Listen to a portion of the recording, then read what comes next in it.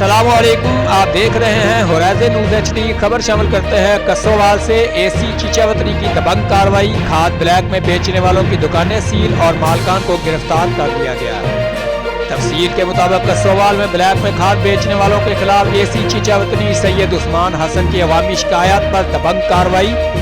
पहले उन खाद डीलरों को वार्निंग दी गई थी कि खाद गवर्नमेंट के रेटों पर फरोख्त करो, मगर ये खाद डीलर बाज ना आए और ब्लैक में DAP खाद 9,500 रुपए और यूरिया 2,200 रुपए में फरोख्त करते रहे। एसी चीचावतनी और दिगर महकमों ने कार्रवाई करते हुए खाद की तमाम दुकानें सील कर दी और मालकों को गिरफ्तार करके हवालात में बंद कर दिया।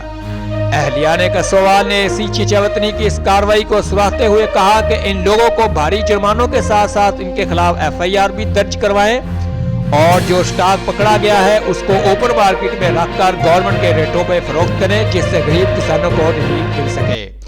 रिपोर्ट महबूब चौधरी, सरपरस्त आला, होराइजन न्यूज़ HD।